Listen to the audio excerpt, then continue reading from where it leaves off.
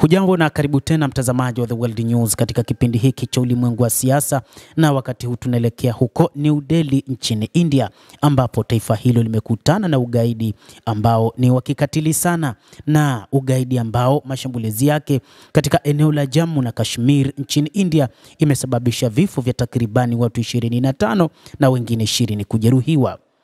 India imekutana na ukatili mbaya katika maeneo hayo mawili, eneo la Jammu na Kashmir. Shambulio hilo limefanyika katika eneo la Baisaran, kivutio maarufu cha watalii takribani kilomita 6 kutoka Pahalgam. Walioshuhudia waliripoti kwamba washambuliaji hao wakiwa na magari aina ya M4 Cabins na AK-47 waliofyatulia risasi watalii waliokuwa karibu na shughuli kama vile picnic na kupanda farasi. Kati ya vifo 25 vilivyoripotiwa kufikia sasa, kulikuwa na watalii 24 wa India kutoka majimbo anuwai. Raia wa Nepal pia alikuwa miongoni mwa waliothibitishwa kufariki.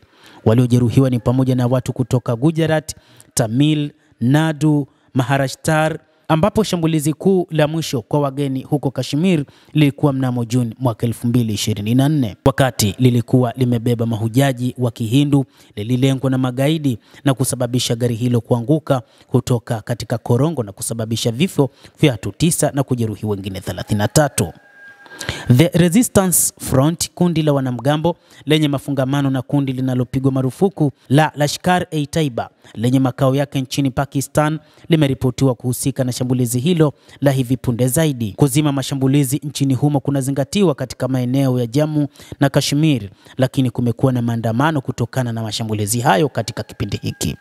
Maandamano ya kwanza kama haya katika bonde la Kashmir dhidi ya shambulizi la kigaidi katika miaka 35 iliyopita yaliwahi kufanyika, lakini wakati huu yanaibuka upya kutokana na ukatili uliofanywa. Majibu ya New Delhi. Kufuatia tukio hilo, timu ya polisi pamoja na jeshi na vikosi vya kijeshi vilifika haraka katika eneo hilo na kuwaondoa watalii na kuanza msako wa kuwasaka wapiganaji waliohusika.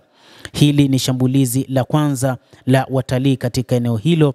Tukio la mwisho kama hilo lilitokea Mei mwaka uliopita, lakini pia huko Pahalgam wakati watalii wawili walijeruhiwa katika mgomo wa wanamgambo. Waziri Mkuu wa India Narendra Modi na maafisa wengine wamelaani shambulizi hilo. Narendra Modi ameandika katika ukurasa wake wa Twitter kwamba wale wanaohusika na kitendo hiki kiovu watafikishwa mahakamani, hawatasalimika. Modi alisema kwenye ukurasa wake wa X, ajenda yao mbaya haitafanikiwa kamwe.